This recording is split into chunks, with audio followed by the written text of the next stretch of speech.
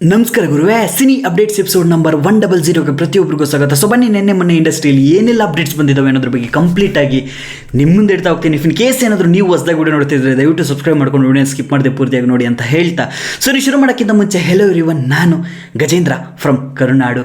Let's get to the video. So direct ಮೊದಲನೇ update ವಿಷಯಕ್ಕೆ ಬಂದರೆ, ರಾಕಿಂಗ್ ಸ್ಟಾರ್ ಯಶ್ ಅವರ ಹುಟ್ಟುಹಬ್ಬದ ಪ್ರಯುಕ್ತ ಏನಾದರೂ ಒಂದು ಅಪ್ಡೇಟ್ ಬರುತ್ತೆ ಅಂತ ಅಭಿಮಾನಿಗಳು ತುಂಬಾ ಕಾಯ್ತಾ ಇದ್ದಾರೆ. ಬಟ್ ಸ್ಟಿಲ್ ನಾವು KVN ಪ್ರೊಡಕ್ಷನ್ ಹೌಸ್ ಕಡೆಯಿಂದ ಯಾವುದೇ ಒಂದು ಅನೌನ್ಸ್ಮೆಂಟ್ ಅಂತೂ ಬಂದೇ ಇಲ್ಲ. ಈವನ್ ರಾಕಿಂಗ್ ಸ್ಟಾರ್ ಯಶ್ ಅವರ ಕಡೆಯಿಂದನೂ ಅಫಿಷಿಯಲಿ ಯಾವುದೇ ಒಂದು ಅನೌನ್ಸ್ಮೆಂಟ್ ಅಂತೂ ಬಂದೇ ಇಲ್ಲ.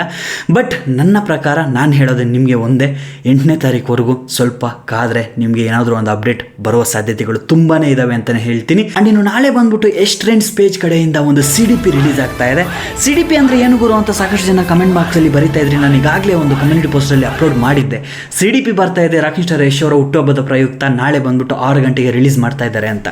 ಸೊ ಸಿಂಪಲ್ ಆಗಿ ಹೇಳಬೇಕು ಅಂದರೆ ಕಾಮನ್ DP ಅಂತಾರೆ ಇದನ್ನು. ಆ್ಯಂಡ್ ಯಾರು ಇದನ್ನು ಕ್ರಿಯೇಟ್ ಮಾಡಿ ಅಪ್ಲೋಡ್ ಮಾಡ್ತಾರೆ ಅಥವಾ ಯಾರು ಇದನ್ನು ರಿಲೀಸ್ ಮಾಡ್ತಾರೆ ಅಂತ ಕೇಳೋದಾದರೆ, ಒಬ್ಬ ದೊಡ್ಡ ಸೂಪರ್ ಸ್ಟಾರನ ಹುಟ್ಟುಹಬ್ಬದ ಪ್ರಯುಕ್ತ ಅವರ ಅಭಿಮಾನಿಗಳು ಅಥವಾ ಫ್ಯಾನ್ಸ್ ಅಸೋಸಿಯೇಷನ್ ಕ್ಲಬ್ಸ್ ಇರುತ್ತಲ್ವಾ, ಸೊ ಅವರು ಬಂದ್ಬಿಟ್ಟು ಅವರ ಹುಟ್ಟುಹಬ್ಬನ ಸೆಲೆಬ್ರೇಷನ್ ಮಾಡೋದಕ್ಕೋಸ್ಕರ ಒಂದು ಕಾಮನ್ DP ಅಂತ ಒಂದು ಪೋಸ್ಟರ್ನ ಕ್ರಿಯೇಟ್ ಮಾಡಿ ಅಥವಾ ಏನೋ ಒಂದು ಡಿಫ್ರೆಂಟಾಗಿ ಒಂದು ಪೋಸ್ಟರ್ನ ಕ್ರಿಯೇಟ್ ಮಾಡಿ ಅದನ್ನು ಸೋಷಿಯಲ್ ಮೀಡಿಯಾದಲ್ಲಿ ಟ್ರೆಂಡ್ ಮಾಡ್ತಾರೆ. ಅದ್ರ ಜೊತೆಗೆ ಬಂದ್ಬಿಟ್ಟು ಒಂದು ಹ್ಯಾಶ್ಟ್ಯಾಗ್ನ ಸಹ ಕ್ರಿಯೇಟ್ ಮಾಡಿ ಪ್ರತಿಯೊಬ್ಬರೂ ಅದನ್ನು ಟ್ರೆಂಡ್ ಮಾಡ್ತಾರೆ. ಸೊ ಇನ್ನೂ ಸಿಂಪಲಾಗಿ ಹೇಳಬೇಕಂದ್ರೆ, ಒಂದು ಫೋಟೋನ ಫ್ಯಾನ್ಸ್ ಅಸೋಸಿಯೇಷನ್ ಕಡೆಯಿಂದ ರಿಲೀಸ್ ಮಾಡ್ತಾರೆ. ಸೊ ಅದನ್ನು ಅವರ ಅಭಿಮಾನಿಗಳು ಪ್ರತಿಯೊಬ್ಬರು ಬಂದ್ಬಿಟ್ಟು ನಾರ್ಮಲ್ ಆಗಿ ಅವರ ಸೋಷಿಯಲ್ ಮೀಡಿಯಾಸ್ ಅಂದರೆ ನಿಮ್ಮ ಸೋಷಿಯಲ್ ಮೀಡಿಯಾಸ್ ಅಕೌಂಟ್ಸಲ್ಲಿ DP ಆಗಿ ಹಾಕ್ಕೊಂಡು ಅವತ್ತಿನ ದಿನ ಅವರ ಹುಟ್ಟುಹಬ್ಬನ ಆ DP ಇಂದ ಕನ್ವೆ ಮಾಡಬಹುದು ಅಷ್ಟೇ.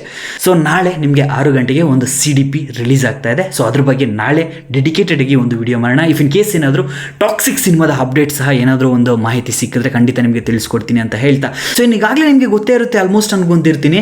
ಸೊ ಹಾಲಿವುಡ್ಡಲ್ಲಿ ಬಂದ್ಬಿಟ್ಟು 20th ಸೆಂಚುರಿ ಸ್ಟುಡಿಯೋಸ್ ಅಂತ ಒಂದು ದೊಡ್ಡ ಪ್ರೊಡಕ್ಷನ್ ಹೌಸು, ಆ್ಯಂಡ್ ಅದ್ರ ಜೊತೆಗೆ ಅವರೇ ಸಹ ಡಿಸ್ಟ್ರಿಬ್ಯೂಟ್ ಸಹ ಮಾಡ್ತಾರೆ.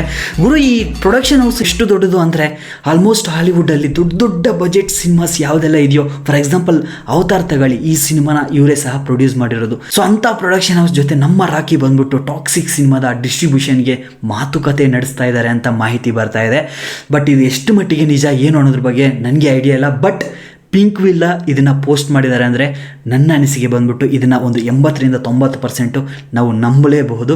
ಐ ಡೋಂಟ್ ನೋ ಆ್ಯಕ್ಚುಲಿ ಬಂದ್ಬಿಟ್ಟು ಅದು ಆಗುತ್ತಾ ಏನು ಅನ್ನೋದ್ರ ಬಗ್ಗೆ. ಬಟ್ ಇನ್ ಕೇಸ್ ಏನಾದರೂ ಆದರೆ ನನ್ನ ಮಗಂದು ಇದಕ್ಕಿಂತ ಒಳ್ಳೆ ಸುದ್ದಿ ಯಾವುದೂ ಇಲ್ಲ ಗುರು, ಸೀರಿಯಸ್ಲಿ ಹೇಳ್ತಾ ಇದ್ದೀನಿ. ಹಾಲಿವುಡ್ ಮಾರ್ಕೆಟ್ನ ನಮ್ಮ ರಾಕಿ ಧೂಳು ಎಬ್ಸೋದಂತೂ ಖಂಡಿತ ಸುಳ್ಳೆ ಆಗೋದೇ ಇಲ್ಲ ಅಂತಲೇ ಹೇಳ್ತೀನಿ.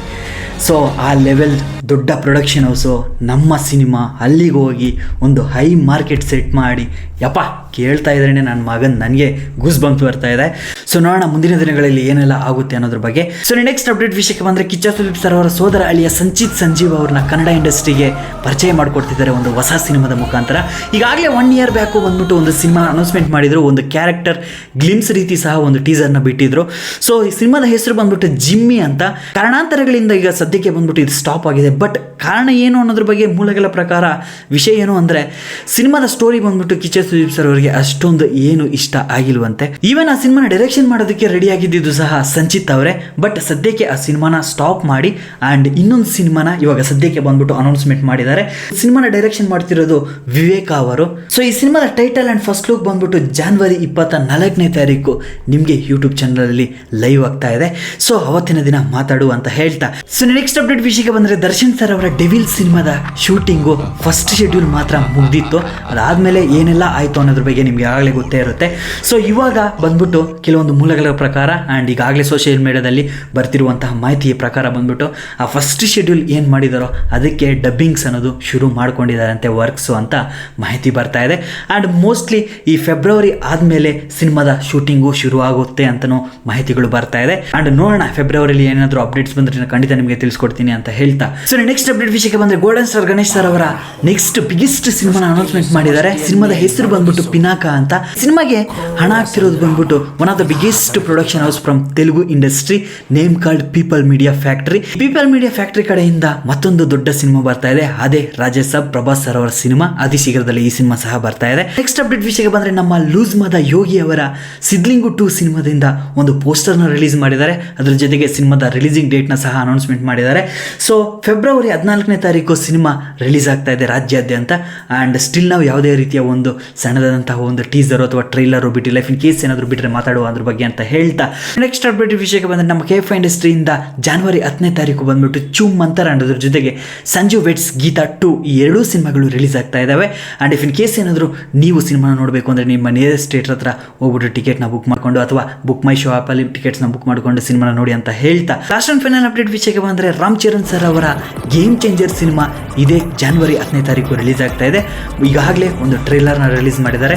ಟ್ರೈಲರ್ನ ನೋಡಿದಾಗ ನನಗೆ ಅನಿಸಿದ್ದು ಇದೊಂದು ಪಾಲಿಟಿಕ್ಸ್ ಡ್ರಾಮಾ ಸಿನಿಮಾ ಅಂತ ಅನಿಸುತ್ತೆ. ಬಟ್ ಅದ್ರ ಜೊತೆಗೆ IPS ಒಂದು ಗೆಟಪಲ್ಲಿ ಬರ್ತಾರೆ ಆ್ಯಂಡ್ ಇನ್ನೂ ಕೆಲವೊಂದು ಗೆಟಪ್ಸಲ್ಲಿ ಸಿನಿಮಾದಲ್ಲಿ ಕಾಣಿಸ್ಕೊತಾ ಇದ್ದಾರೆ. ಬಟ್ ಸಿನಿಮಾ ಯಾವ ರೀತಿ ಇದೆ ಏನು ಅನ್ನೋದ್ರ ಬಗ್ಗೆ ಅವತ್ತಿನ ದಿನ ಮಾತಾಡುವ. ಆ್ಯಂಡ್ ಇನ್ ಕೇಸ್ ಏನಾದರೂ ನಿಮಗೆ ಈ ಮಾಹಿತಿಗಳು ಇಷ್ಟ ಆಗಿದ್ರೆ ಲೈಕ್ ಮಾಡಿ, ಸಬ್ಸ್ಕ್ರೈಬ್ ಮಾಡೋದನ್ನು ಮಾತ್ರ ಯಾವುದೇ ಕಾರಣಕ್ಕೂ ಮರಿಬೇಡಿ ಅಂತ ಹೇಳ್ತಾ ಸೊ ಇಲ್ಲಿಗೆ ಈ ವಿಡಿಯೋನ ಎಂಡ್ ಮಾಡ್ತಾ ಇದ್ದೀನಿ. Love you all. ನೆಕ್ಸ್ಟ್ ವಿಡಿಯೋದಲ್ಲಿ ಸಿಗ್ತೀನಿ. ಅಪ್ಪ ಅಮ್ಮನ ಚೆನ್ನಾಗಿ ನೋಡ್ಕೊಳ್ಳಿ.